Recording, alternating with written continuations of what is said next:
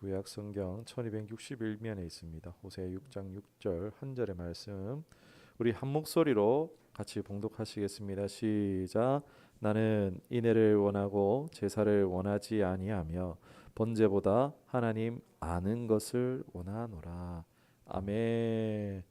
오늘 말씀의 제목 한번 읽어보겠습니다. 시작. 하나님 알아가기. 아멘. 우리는 이 하나님을 알아가야 됩니다. 오늘 그 말씀을 좀 나누고자 하는데 먼저 제 이야기를 좀 잠깐 하도록 할게요. 자, 한때 제가 신앙생활을 하면서 아직 신앙의 초보죠. 이제 초보도 아니고 이 초보로 진입하기도 전이었던 것 같아요. 그냥 그래도 몇 년간 신앙생활을 했던 때예요. 교회는 계속 출석하고 있었을 때인데 문득 어느 날 드는 생각이 있었습니다. 우리는 하나님 본 적이 없잖아요. 그러니까 그런데 뭔가 이 보일 만한 증거가 없는데 내가 지금 뭐 하고 있는 거지? 딱 이런 생각 드는 거예요. 교회는 열심히 몇 년 동안 나가놓고는 어느 순간 내가 왜 교회 가고 있지? 딱 이런 생각이 드는 거예요. 진짜 하나님이 있는 걸까? 그래서 하나님 본 적이 없으니까 하나님 계시면 좀 말씀해 봐 주세요. 하나님 보기를 원합니다라고 기도했던 것 같은데 어땠을까요? 아무것도 듣지도 못했습니다. 아무것도 듣지도 보지도 못했습니다. 그러면서 들었던 생각이 교회를 계속 다녀야 되나? 내가 교회를 계속 가야 되나? 이런 생각이 들었어요. 여러분 저는 모태신앙이 아니에요. 제가 교회를 안 간다고 하면요 오히려 가족들이 우와 교회 안 간단다 영준이 교회 안 간단다 쌍수 들고 환영하고 좋아할 판이었습니다.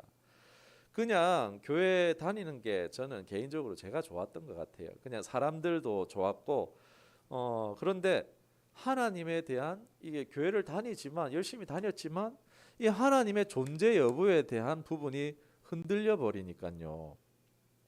저 뭐 자신의 신앙이라게 할 게 뭐 거의 없었지만 거의 희박했지만 제 신앙생활의 근간이 크게 흔들리는 경험을 하게 되었습니다.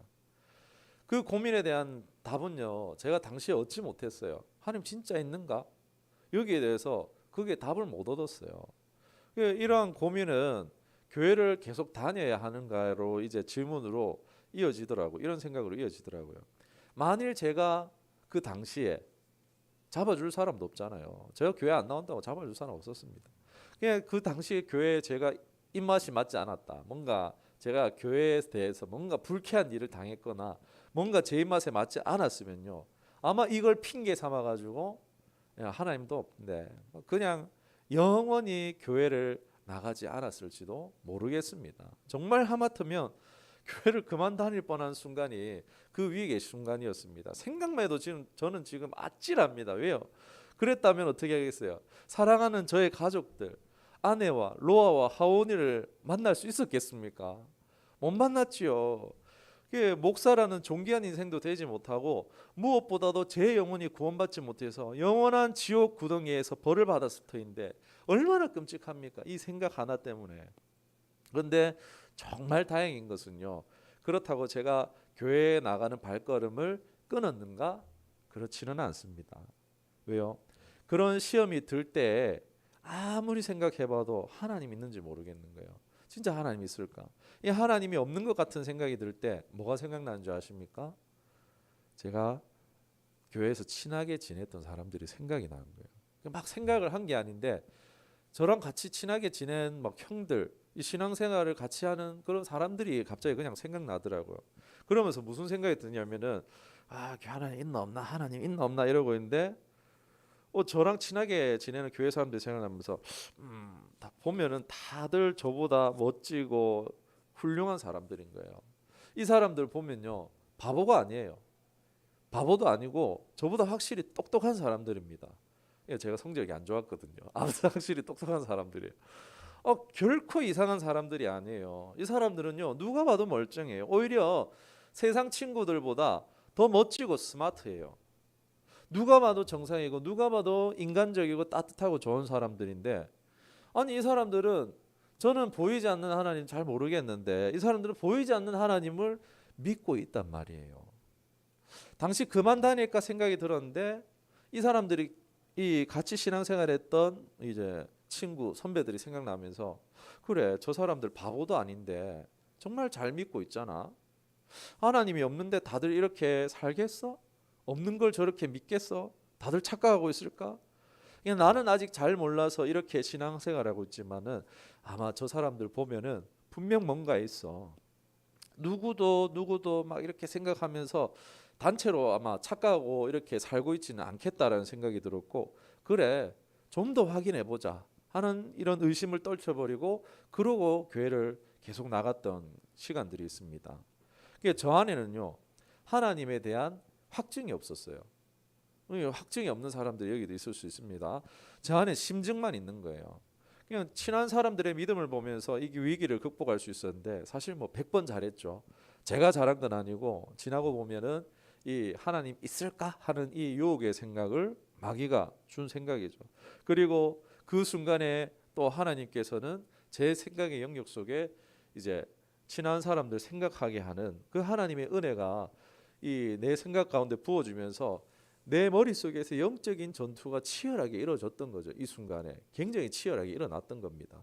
하나님 없는데 신앙생활 왜 해? 네 개인적인 네 하고 싶은 데 살아야지. 뭐 이제 주일이 아니고 일요일 다시 일요일 돼서 노래방 가고, 여러분 오락실에 있는 오래방이랍니다. 오래방 가고 막 PC방 가고 이러면 되지. 뭐 이런 그런 이기주의적인 생각들이 부어지고 동시에 이제 친한 사람들 생각나면서 저 사람들이 바본데 저렇게 신앙생활하고 있겠어? 다들 속아서 저렇게 신앙생활하고 있겠어? 이런 생각들이 제 머릿속에서 전투가 일어났던 거예요. 그런데 이제 좀 더 하나님의 은혜가 제게 더 컸던 거죠. 그러면서 이제 하나님 말씀에 좀 더 귀를 기울였던 것입니다. 제 신앙이 정말 위태했던 순간이잖아요. 아내 못 만날 뻔했어요. 모태 우리 아내는 이제 모교에서 만난 자매입니다. 못 만날 뻔했습니다. 얼굴도 모를 뻔했는데 아니 이런 제 신앙이 흔들렸던 이유가 무엇일까? 바로 저에게 하나님에 대한 이 하나님에 대해서 아는 것이 너무 빈약했다. 하나님 아는 것이 너무 빈약했기 때문이다라고 말씀드리고 싶어요. 신앙생활은 몇 년을 해왔어요. 예배를 몇 번을 드렸겠어요? 수백 번을 드렸겠죠. 그런데 그 당시에 저 성경을 제대로 읽지 않은 거예요. 제가 스스로 성경을 다 읽어본 적이 없어요. 교회 와도 사실 뭐 말씀은 듣긴 했는데 무슨 말인지 모르는 거예요. 그냥 교회 오는 게 마음이 편한 거야. 교회 오니까 마음 편하고 사람들 좋으니까 그냥 사람 좋아서 만나고 다녔던 게 다입니다. 기껏해야 저에게 있었던 심증이 뭐냐. 고등부 수련회를 갔었었는데 그때 고등부 수련회에서 뭐 간접적인 체험은 있었지만 그게 옅어졌던 거예요. 이보다는 외적인 요소들 때문에 교회로 나왔던 게 컸던 것입니다. 이런 시험이 오고 흔들렸던 것은요. 교회를 몇 년을 다녔지만 하나님을 아는 것에 너무 부족했었고 그 작은 생각 하나, 하나님이 있을까라는 그 작은 생각 하나의 불씨가요. 홀랑 그냥 저의 축복을 다 태워 먹을 뻔한 거예요. 제가 지금 누리고 있는 모든 축복이 있었겠습니까? 그때 다 타버렸으면 없는 거예요.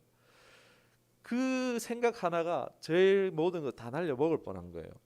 당시 그저 교회 하나 안 가는 거였을지 모르겠습니다. 주일이 일요일이 되고 그저 유흥에 오래방 가고 PC방 가고 하는 정도였겠지만요. 지금 생각해 보면 그 작은 의심 하나로 인해서 지금까지 제가 받은 축복과 경험 다 홀랑 날려 먹을 수 있다고 생각하면요. 정말 끔찍한 거예요. 그 순간이 정말 끔찍한 거예요. 정말로 저는 지금의 삶을 감사하고 있어요. 1000번을 10,000번을 생각해도 저는 이 삶을 정말 다행이고 감사하게 여기고 있습니다. 사랑하는 여러분, 신앙에 있어서 가장 중요한 요소는 무엇이겠습니까? 어떤 교회를 다니냐, 이것도 중요하죠. 어떤 훌륭한 목사님 밑에서 말씀을 듣고 배우냐, 이것도 중요하죠. 그런 것도 중요할 수 있겠지만 가장 중요한 요소는요. 아무리 큰 교회, 좋은 목사님 밑에 다니더라도 신앙의 대상이 되신 하나님을 모르면요. 교회를 몇 년을 다니고 수십 년을 신앙생활하고 열심히 해도 그 신앙은 제자리 걸음할 수 있다는 거예요. 우리의 신앙의 정말 가장 중요한 요소는 뭐다? 하나님을 아는 것입니다. 내 신앙의 대상인데 믿잖아요. 믿습니다. 우리 예전에는 믿습니다. 이 신앙이 있었어요. 그냥 믿습니다. 믿는 거 가능하잖아요. 왜요? 내 간절한 소망이 있으니까. 뭔가 기대감이 있으니까 소망이 있으니까 내 간절함이 믿음이 돼버리는 거예요. 혹시나의 믿음이잖아요, 이건요. 혹시나 이래갖고 믿으면은 응답을 받을까 싶어가지고 내가 믿어주는 거잖아요. 이거 진짜 하나님 원하시는 믿음이라고는 하기는 어렵습니다. 이렇게 우리가 신앙생활을 시작하기는 하지만 그게 종점은 아니에요. 진짜 믿음은요, 하나님을 아는 것이에요. 아는 것에서 믿는 것입니다. 우리 사람을 만나도 그렇잖아요. 모르고 좋아할 수 있잖아요. 남녀가 모르고 좋아할 수 있잖아요. 모르는 상태에서 그냥 외모만 보고 좋아하고 막 이러다가 결혼을 외모만 보고 합니까? 막 밥 먹는데 쩝쩝거리는 거 싫어하는데 상대방이 쩝쩝쩝쩝 막 그러면서 침 흘리고 막 밥을 막 튀기면서 막 정이 뚝 떨어지겠죠. 그거 모르고 결혼합니까? 안 하잖아요. 그 사람의 사계절을 다 보잖아요. 봄, 여름, 가을, 겨울. 그 모든 높고 낮음을 다 보고 나서 이 사람이 화낼 때 이렇게 하는구나. 이 사람이 이런 거 싫어하고 이런 걸 다 보고 나서 결혼하잖아요. 그냥 얼굴만 보고 결혼 안 하잖아요. 요즘에. 그런 것처럼 하나님을 알 때 진짜 우리가 믿음 생활할 수 있는 거예요. 우리가 뭐 이것이 뭐 지식적인 것을 말하는 건 아닌데 하나님을 많이 안다고 신앙생활 꼭 잘한다고는 할 수 없습니다. 종교학자가 그러면 신앙생활 제일 잘해야 되는데 더 엉뚱한 짓 많이 하는 경우도 많습니다. 지식은 어디까지나 하나님에 대해서 아는 거예요. 정보를 아는 거예요. 스펙을 아는 거예요. 키가 몇 센치고 안경은 못 쓰고 있고 도수는 몇 점 몇이고 뭐 이런 거 많이 한 것도 중요하겠지만은 어떤 성품이지 어떤 기질이고 그리고 뭐 이런 거는 다 경험해봐야 아는 거잖아요.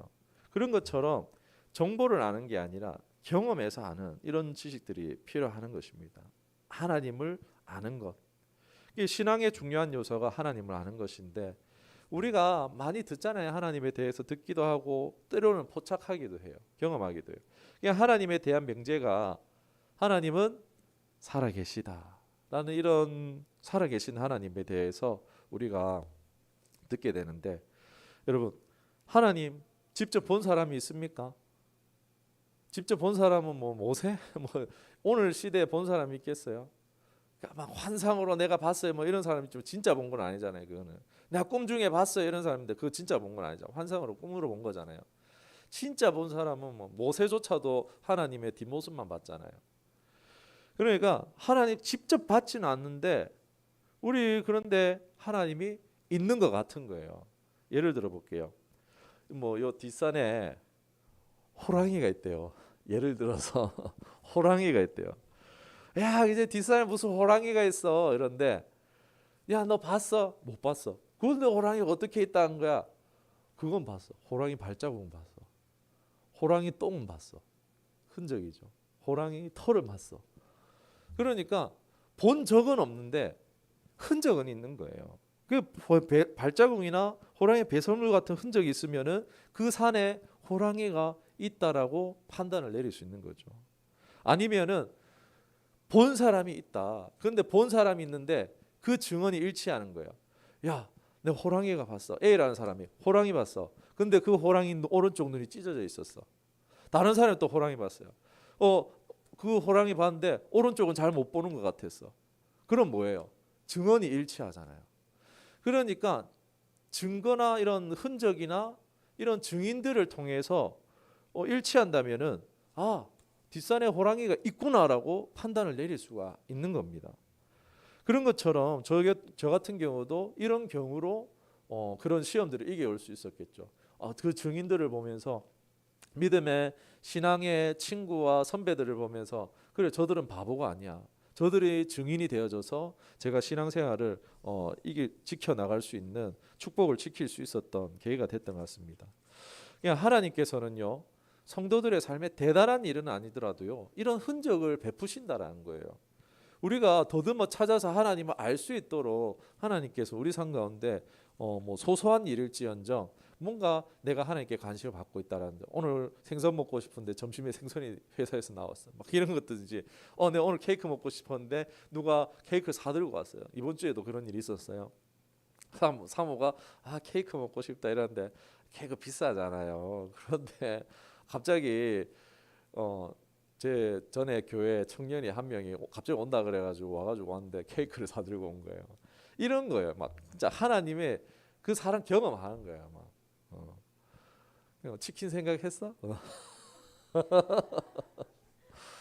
그런 거예요. 내 마음을 어찌 그리 아시고 하나님이 나한테 관심이 있구나, 사랑이 있구나, 이런 것들, 마음으로 생각하는 것들, 고민한 것들에 대해서 소소한 일일지언정 응답이나 해결을 받는다든지 다양하고 여러 경험을 통해서 알게 됨으로 신앙생활을 우리가 그런 작은 계기로도 신앙생활을 할 수 있게 된다는 것입니다. 잘은 모르는데 진짜 하나님 있긴 있는가 보다라는 데서 이렇게 우리가 신앙에 이렇게 본격적인 출발을 하기도 합니다. 아까 제가 고등부 수련회 얘기했었는데 수련을 처음 갔어요. 은혜의 자리에 사람들 지금 보면은 막 은혜의 자리지만 그 당시에는 미친 자리였죠. 야, 정신 나갔구나, 이런 자리였죠. 정신 나간 자리니까 다 피하고 있었어요. 막 2박 3일 수련회 했던 것 같은데 다 피하고 이제 끝났다, 놀 때만 같이 놀고 다 끝났다 싶어가지고 이제 집에 간다, 이제 집에 간다 이러고 있었는데 마지막에 또 집에 가기 전에 직전에 또 기도회를 또 하는 거예요. 네, 그냥 마지막이니까 그 계속 기도 안 하다가 마지막이니까 내가 기도해 준다 이래가지고 기도하는 자리에 딱 갔는데 근데 거기에 갔다가 알 수 없는 감동이 갑자기 그냥 제게 임해서 막 그 당시에 막 폼생폼사였거든요. 막 힙합 바지 입고 그냥 막 번거리 팍 쓰고 막 그냥 막 완전 그냥 힙합 전사였는데 온 동네 쓰레기는 다 끌어 쓰고 다니는 막 그런 폼생폼사일 때인데 막 눈물이 그냥 멈추지 않는 거예요. 줄줄줄줄 계속 흐르면서. 그동안 제가 절가는 정말 많이 다녔거든요. 절은 그냥 막 조용하고 그냥 편한 그런 건 있더라고요. 근데 그런 건 없었는데 교회 오니까 이런 게 있는 거예요. 이게 종교적인 신앙적인 뭔가 카타르시스가 있었던 거죠. 교회에 뭔가 있긴 있구나. 그 경험이 그 고등부 수련회 때 있었던 거예요. 하나님 뭔지 예수 그리스도가 누구지 전혀 모르지만 뭔가 있구나. 여기서 이제 그 뒤로 교회를 잘 나가게 되는 계기가 되었습니다. 살아 계신 거죠. 하나님은 살아서 오늘 우리에게 인격적으로 나타나시고 또 우리에게 작용하신다는 거예요. 성경 속에 많은 신앙의 사람들의 출발도요, 어떻게 보면 이 위대한 믿음의 이야기들도 다 다루지는 않지만 보이지 않는 이 하나님을 경험함으로 탐지함으로 이 신앙의 여정이 출발되는 것을 볼 수가 있습니다. 아브라함이 대표적인 그 예라고 할 수 있겠습니다.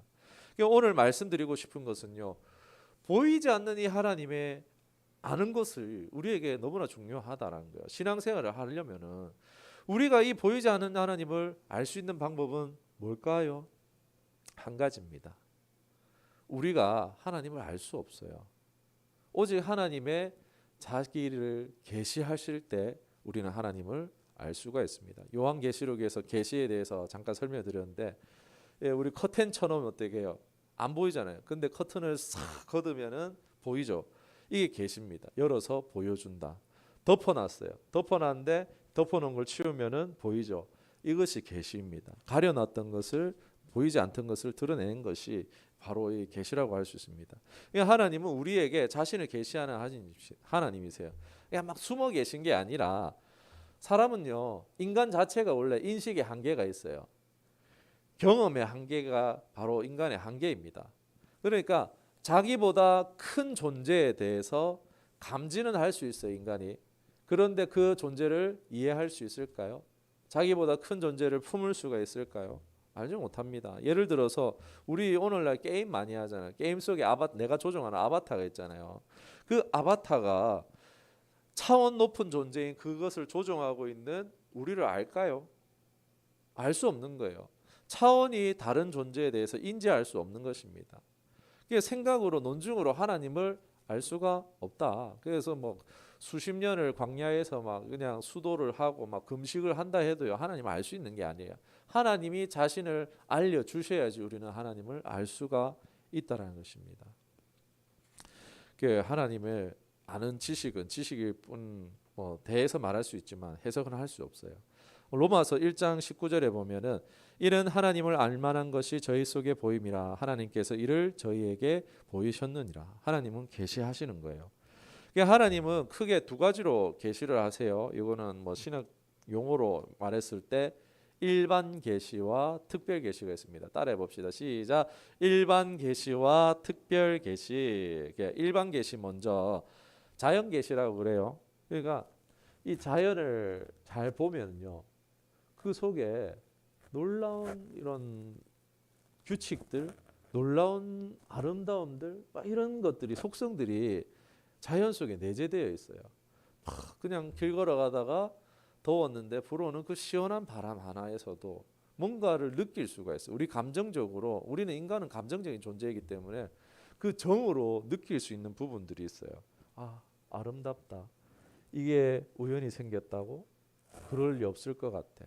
그러니까 하나님에 대해서 들어본 적 없는 사람도 신의 존재에 대해서 결코 이거는 우연히 만들어진 게 아니라 결코 이거는 뭔가 지적인 존재가 이렇게 만들 수가, 이것은 아름다움을 아는 존재가 만들었을 수밖에 없어. 그런 질서가 있는 존재가 이걸 만들었을 수밖에 없어. 진짜 그냥 그 분야의 최고의 분야에 가는 사람들은요 알아요. 수학자도 신은 있을 수밖에 없다.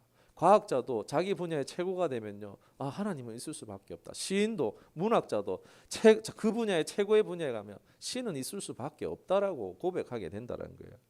그러니까 알만한 것을 저희 속에 두셨다는 거예요.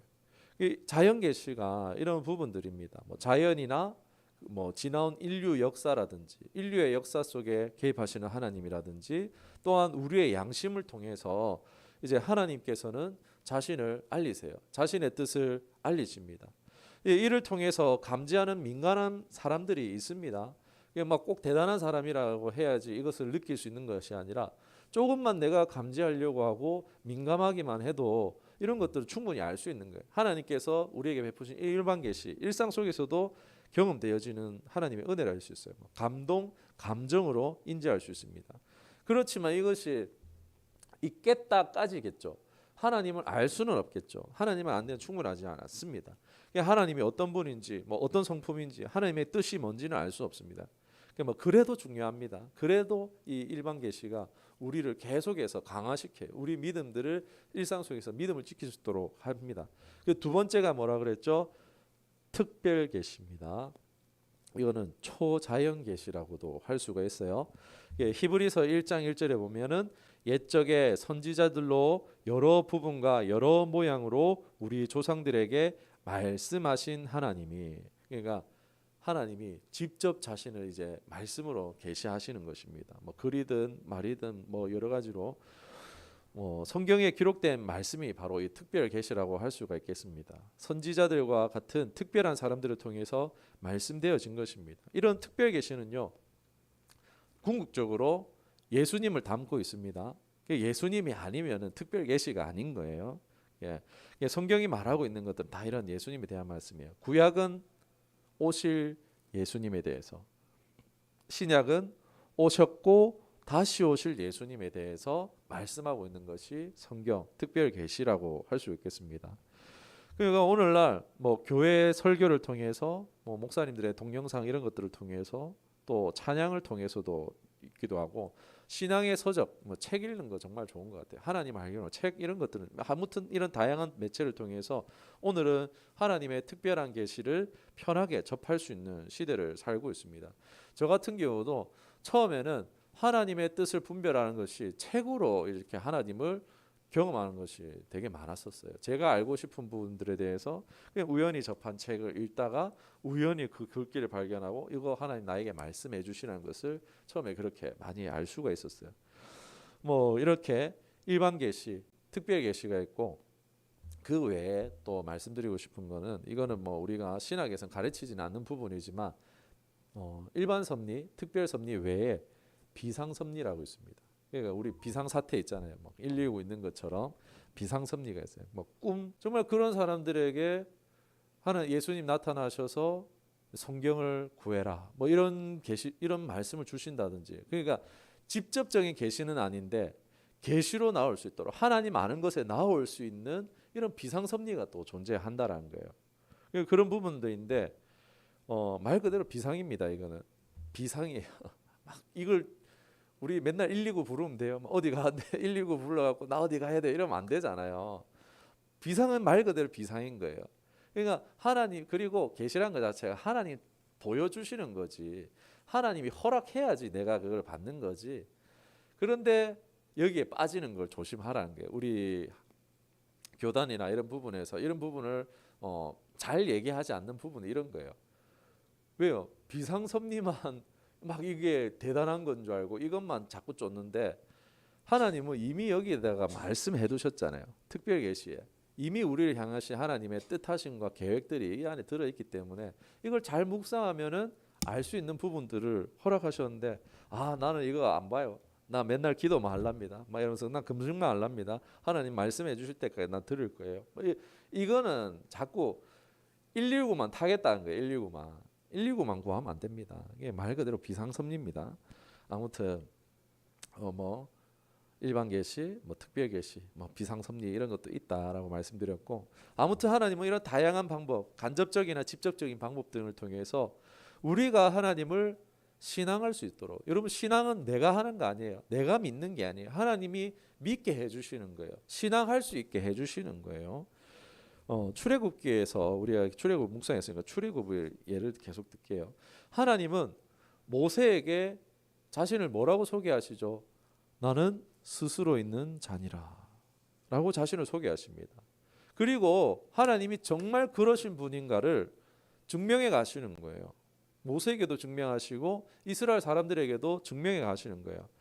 하나님은 정말 우리의 현실 역사 가운데에 역사하심으로 존재를 깨달을 수 있고, 이러한 뜻을 알리시고 관계를 통해서 인격적으로 배우고 알게 하시는 것입니다.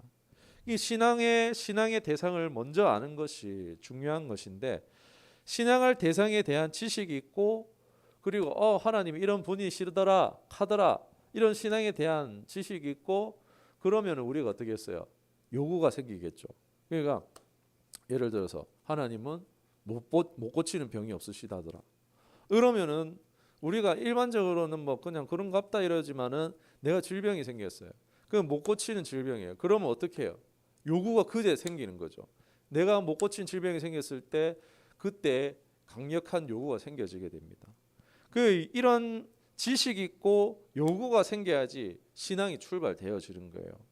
알면 기대하게 되고, 자기 능력으로 불가능하다고 여겨질 때 자기 이상의 능력을 기대하게 되고, 또 그것을 이제 증명하시는 하나님을, 친히 역사하시는 하나님을 보게 되어진다는 것입니다. 그래서 출애굽기에 보면은 긴박한 장면이 많잖아요. 막 홍해에 막 앞에서 막 그렇게 그런 장면들, 긴박한 장면들이 계속 연출되는 것도요. 어떻게 보면 이스라엘 백성들로 하여금 간에 그 긴박한 순간 하나님의 구원에 대한 요구가 일어나게 하는 거예요. 그냥 건져주면은 모르잖아요. 우리 자녀들 키워보면 막 그냥 해주면은 고마운 줄 모르잖아요. 고마운 줄 몰라. 밥 달라고 애걸할 때까지 그래갖고 밥 주는 부모는 없지만, 그런데 하나님을 알게 하시기 위해서 일부러 하나님은 그 응답을 지연하신 거예요. 정말 극적인 상황까지 연출하시는 거예요. 왜요? 하나님에 대한 신앙이 생겨야 되기 때문에. 그런 하나님께서 결코 심통이 나서 그러신 게 아니에요. 하나님이 이스라엘 마음에 안 들어, 너희 마음에 안 들어서 심통이 불어서 하시는 게 절대 아니에요. 그런 상황을 준 게 하나님이 아니십니다. 그저 하나님은 이것을 이용하신 거예요. 인계치까지 응답을 지연하셔서 하나님 알게 하시고자 하신 것이란 것입니다. 시편 50편 15절에 보면 환난 날에 나를 부르라 내가 너를 건지리니 내가 나를 영화롭게 하리로다. 그 하나님께 환난 날을 하나님 허락하세요. 하나님이 환난 날 준 거 아닙니다. 우리가 환난 날에 빠지는 거예요. 내가 잘못해서 그쪽으로 간 겁니다. 그런데 하나님 그거를 내두셨다가 그 환난에 빠졌을 때 건지심으로 이제 영화로움을 취하시고자, 신앙하게 하시고자, 그리고 복된 길로 생명길로 인도하시고자 이 환난 날을, 부르짖음을 이게 그것을 선히 사용하시는 것입니다. 이를 통해서 환난 날에 하나님을 생생하게 알게 되는 것입니다. 이스라엘은 모세를 통해서 하나님이 어떤 분인가 증명해 나가는 것을 광야에서 계속 배우게 됩니다. 관계적인 거죠. 인격적으로 하나님 존재하시는 것을 알게 하시는 것입니다. 이게 진짜 신앙의 중점은요, 바로 이런 인격적인 알미 중요하다. 하나님은 어떤 분이시다? 인격적이신 하나님이시다. 하나님이 인격적이시다는 것은 목적과 뜻이 있습니다. 이스라엘을 향한 하나님의 뜻이 있었죠. 하나님은 이스라엘을 향해서 뜻이 있었어요. 어떤 뜻이요? 왕이 없는 나라예요. 인간 왕이 없고 하나님이 왕 되시는, 하나님이 통치하시고 다스리시는 나라. 하나님이 이런 나라를 세우시길 원하셨어요. 거룩한 나라, 거룩한 백성이 되기를 뜻하셨어요. 그런데 이 이스라엘 사람들은 신앙생활을 했습니다. 규례와 율법 이런 것들을 지켰어요. 하나님 믿었으니까 따라 나왔겠죠. 그런데 인격적인 알문 부족했다라는 거예요. 인격적인 그 하나님의 뜻과 목적에 대한 관심은 없었다라는 거예요. 왜요? 나의 본심, 나의 뜻, 나의 목적에 관심이 있었기 때문에 하나님의 뜻, 하나님 목적에는 관심이 없었다라는 거예요. 그러니까 하나님으로 승리했잖아요. 하나님으로 배불렀잖아요. 만나러. 그리고 하나님으로 살면서 하나님을 향유하면서도 하나님 목적과 뜻에는 관심 없는 거예요. 성막 중심으로 신앙생활을 했어요. 각종 제사 규례 절기를 지켰어요. 하나님 믿었고 신앙생활도 했어요. 그런데 광야 1세대는 하나님을 인격적으로 아는 것이 부족하니까 어떻게 합니까? 가나안 땅 들어가자 이러는데 아이고 애굽으로 돌아가자, 우리는 저 안 갑니다. 가나안 땅을, 축복의 땅을 거절해 버리는 겁니다. 이거 하나님 아는 것입니까? 모르는 것입니까? 하나님과 동행했잖아요. 속마음으로 하나님과 함께하고 율법과 규례를 잘 지켰잖아요. 신앙생활 했잖아요. 그런데 하나님 모르는 거예요. 이거는 언약적 관계, 계약적 관계일지는 몰라도요, 이스라엘이 광야 1세대는요 인격적 관계는 아니었다라는 거예요. 인격적 알미 없으니까 하나님 뜻을 이룰 수 없는 거예요. 이들은 하나님, 이스라엘 하나님 믿어서 따라왔지만 모세의 언약을 통해서 듣고 배웠으니까 신앙을 했지만 하나님 뜻과는 무관하다라는 거예요. 이들을 하나님 백성이라 할 수 있겠습니까? 하나님의 목적과 하나님의 뜻에 부합하지 않는 이 사람들이 하나님 백성이라 할 수 있겠습니까? 아니죠. 우리는요 오늘날 우리 교회와 신앙생활을 돌아봐도 덮어놓고 믿는 거예요. 모르고 하나님 믿을 수 있는 거예요. 그리고 내 목적을 위해서라면요 얼마든지 신앙의 형색, 구색을 맞춰줄 수 있는 거예요. 왜 저 가갖고 108배, 1000배 합니까? 왜 그런 신앙의 구색을 맞춰줘요? 내 목적 이루기 위해서 아니에요. 내 본심을 이루고 내 목적과 내 뜻을 이루기 위해서 신앙의 형식과 구색 맞춰주는 거잖아. 나무 아미타불 관세음보살 바냐바라마. 내 목적과 이걸 이루기 위해서 신앙의 형식과 구색을 맞추는 거예요. 진짜 믿음, 진짜 신앙생활을 한다는 건요, 하나님은 그런 종교와 다릅니다. 살아계세요. 인격적이세요. 그렇다면 우리가 해야 되는, 기독교인들이 진짜 해야 되는 신앙생활 뭐냐? 인격적인 하나님을 알아가는 거예요. 인격적이라는 것은 뜻과 계획이 있다는 거예요. 그분의 뜻과 계획이 뭔지 우리는 알아가야 된대요. 명확한 인식이 필요하다는 거예요. 하나님의 이스라엘 광야의 이스라엘 1세대에게 하나님의 경륜은 조금도 부족함이 아무 문제도 없었지만 이 광야 1세대는 그러한 바램도 믿음이 약했다는 거예요. 결국 광야 1세대는 큰 놀라운 은혜를 경험하고도 애굽을 무찌르시고 그 광야에서 만나와 메추라기를 먹는 그 놀라운 은혜들을 경험하면서도 이 하나님을 인격적으로 알지 못하니까 그 놀라운 체험들도 다 옅어지는 거예요. 그냥 나에게 시험이 왔을 때 그냥 바로 뒤집어지는 거예요. 불평과 원망이 바로 튀어나오는 거예요. 그러니까 어떻게 됩니까? 민수기 우리 다 보진 않았지만 갈렙과 여호수아 빼고는요 다 광야에서 죽게 됩니다. 많은 경우 신앙생활을 열심히 하지만 이 인격적 교제, 하나님 알매에 관심이 없다는 거예요. 그걸요 교회에서 가르치지 않아요. 교리는 열심히 가르칠지는 몰라도요 하나님 아는 것에 대해서 이거를 일찍 가르쳐 주지 않는다는 거예요.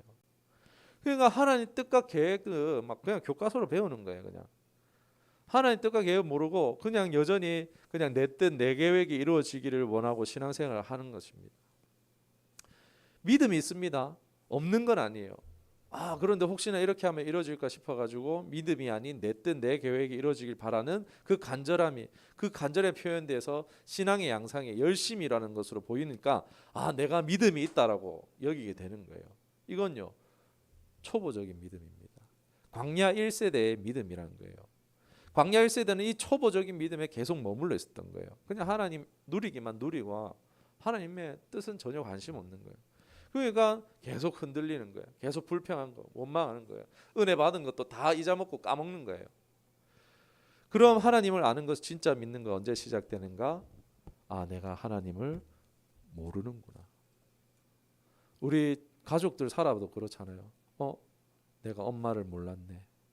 엄마도 여잔데. 내가 아빠를 몰랐네. 내가 다 아는 줄 알았는데 내 동생을 몰랐네. 내 형을 내가 아는 줄 알았는데 몰랐네. 여러분, 우리 가족인데 모르는 거 많아요. 무슨 색 좋아하지? 뭐 이런 것도 잘 모를 수도 있어요. 정말로요. 안다라고 생각하면서, 제가 아내를 정말 많이 안다라고 하면서도 모르는 경우가 정말 많아요. 이런 것도 몰랐나 막 이러는 경우들 많아요. 안다라고 착각하고 있을 때 우리 모르는 거예요.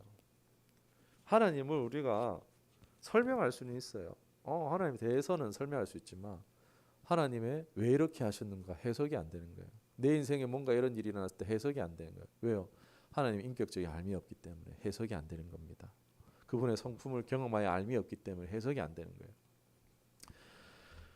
하나님이 이스라엘 구원하신 목적은요, 거룩한 나라, 제사장 나라 세워서 하나님 통치하고 다스려 복받게 하시는 거예요. 이 나라가 하나님이 통치하신 나라 본이 되어가지고 다른 나라들로 본받아서 다른 나라들도 거룩한 나라가 되도록 참여하게 하시려고 하신 거예요.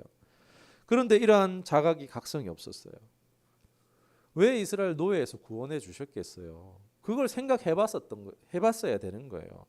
왜 광야에서 하나님께서 가나안으로 바로 안 들으시고 광야에서 계속해서 이제 만나를 주시고 6일째는 2배로 주시고 7째 날에는 왜 안 주시고 생각을 안 하는 거예요. 왜 이러셨지? 하나님 왜 그러셨어요? 라는 부분에 대해서 질문을 안 하는 거예요. 묻질 않는 거예요. 생각을 하지 않는 거예요. 자각하지 않는 거예요. 오늘날 교회 성도도요, 이런 자각이, 각성이 필요하다는 거예요. 하나님 나 왜 구원하셨지?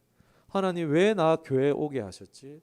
하나님 좋은 교회 놔두고 큰 교회 놔두고 왜 이 조그마한 교회에 나를 부르셨지? 생각해보고 질문해봐야 된다는 거예요.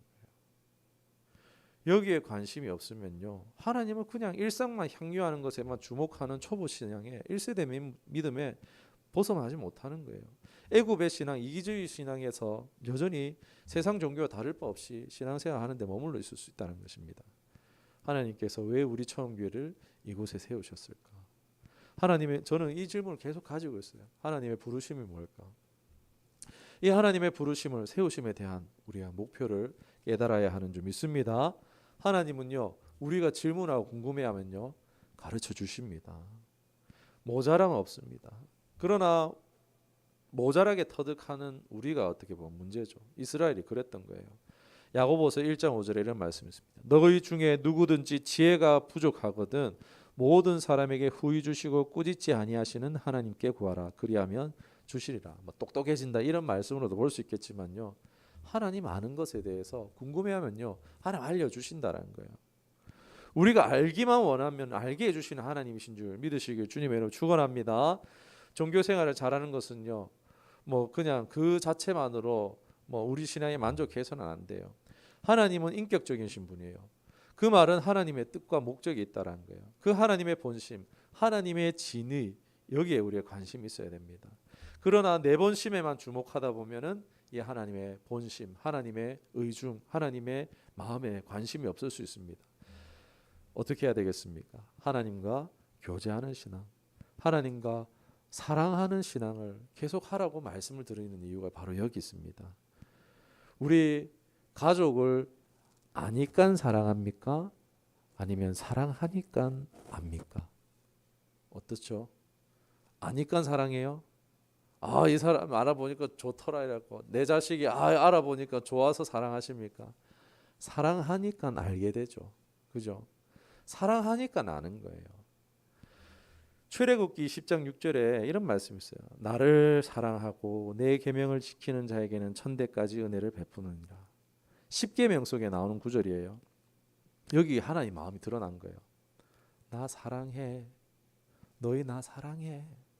다른 신 섬기고 사랑하지 말고, 돈, 명예 이런 거 사랑하지 말고 나 사랑해. 그러면 내가 천대까지 은혜 베풀어 줄게. 하나님 마음이에요. 사랑하라라는 거예요. 하나님을. 우리가 하나님을 아무리 신앙생활 오래 해도 하나님에 대해서 많이 알아도 신앙의 행위를 아무리 잘해도요, 정작 하나님과 인격적 관계를 모를 수 있다는 거예요. 광야일서의 믿음은 가나안에 들어갈 믿음이 되지 못했습니다. 가나안에 들어가는 믿음은 바로 인격적이신 하나님의 뜻과 목적을 분명히 인식하는 거예요. 믿음은 바라는 것들의 실상이 되어서 하나님의 뜻과 나의 기대와 믿음이, 이 순종이 하나님의 뜻이 내 현실 가운데 이루어지는 거예요. 그러니까 이 세대의 믿음을 생각해 보면은 이 사람들은요, 믿었어요. 애굽의 경험이 없으니까 그냥 광야에서부터 자라나왔던 이 세대는요, 그냥 교육을 받은 거예요. 이제 하나님이 하시겠구나. 그냥 믿음이 있는 거예요. 내가 하는 게 아니고 하나님이 하시는구나. 제가 능력이 있고 제 능력을 믿었으면 제가 개척을 하러 왔겠습니까? 저는 제가 제 능력 못합니다. 이 모든 거 제가 다 못해요. 그런데 하나님 믿고 왔으니까 하는 것처럼 이 가나안 2세대의 믿음은요, 하나님이 하신다. 하나님이 언약하셨고 하나님 말씀이 있으면 거기에 답이 있다. 거기에 길이 있다. 거기에 진리가 있다. 그냥 장애물이 있어도, 거인들이 있고 견고한 성이 있어도 그냥 뚫고 가는 거예요. 믿음이 요구하는 것 저기니까. 걸어가면은 이 홍해 갈라지는 거예요. 요단강이 갈라지는 거예요. 믿음으로 가면은 성이 무너지는 거예요. 거인들이 쓰러지는 거예요. 이게 믿음입니다. 믿음으로 걸어갈 때에 그 하나님의 나라가 실제가 되는 능력이 우리 삶 가운데 나타나는 거예요. 오늘 이런 게 우리에게 필요해요. 지식적으로 하나님 많이 아는 것도 필요하지만은 이런 2세대의 믿음이 우리에게 필요하다는 것입니다. 그거는 인격적인 하나님을 인격적으로 아는 것이 필요합니다. 그래서 하나님 말씀, 이 특별 계시, 이 말씀요, 우리가 가까이 해야 되는 이유가 이런 부분들에 있어요. 그 하나님과 교제하시기를, 질문을 묵상을 많이 하시길 원합니다. 심지어 제가 말씀드리죠, 사소한 것도 질문하시라고요. 하나님, 뭐 먹을까요? 오늘 점심 돈가스 먹을까요? 비빔면 먹을까요? 아니면 물국수 먹을까요? 물어보는 거예요. 여러분, 사소하다라는 부분들, 이게 신앙과 상관이 없다라는 영역이 점점 많아지면요, 그럴수록 문제는 많아지는 거예요. 많이 물으시기 바랍니다. 커피 마실까요? 녹차 마실까요? 여러분, 먹는 거 하나로 사람 건강이 결정될 수도 있습니다. 많이 사소한 것도요, 다 물어보기 원합니다. 예수님의 제자들이 배 타고 갈 때 광풍을 만난 것도요, 그 장면에서 광풍 만난 건 신앙과 상관없다고 생각하지만 아니에요. 너희가 그 예수님께 혼납니다. 그러니까 신앙과 상관없는 것이 없습니다. 모든 영역 가운데 하나님께 물으시길 바랍니다. 하나님이 우리의 모든 영역의 최고의 전문가이십니다. 이건요, 훈련하셔야 돼요. 진짜 이거 훈련하셔야 돼요. 제가 이거는 다른 건 몰라도 이거는 권면합니다. 많이 물으시기 바랍니다. 뭐 마실까요? 뭐 먹을 걸까요? 제가 언제 일어날까요? 제가 언제 뭐 해야 될까? 이런 것까지 물으시는 훈련을 하시기를 주님의 이름으로 축원합니다. 이건 될 때까지 하셔야 돼요. 인격적인 교제를 해야 하는 것입니다. 이게 하나님을 알 수 있는 길입니다. 히브리서 11장 6절을 읽고 말씀 마치겠습니다. 믿음이 없이는 기쁘시게 못하나니 하나님께 나아가는 자는 반드시 그가 계신 것과 또한 그가 자기를 찾는 자들에게 상 주시는 이심을 믿어야 할지니라. 우리 인생에 찾아오시지만 찾는 자들을 기뻐하시는 하나님이십니다. 우리 하나님께 관심을 가지십시다. 말씀에 관심을 가지십시다. 이 하나님과 인격적인 깊은 관계를 맺으며 그 하나님의 뜻을 따라서 정말 하나님의 능력이 부어지는 것을 경험해 보시자고요. 그렇게 귀하게 쓰임 받는 우리 모두가 될 수 있기를 주님의 이름으로 축원합니다.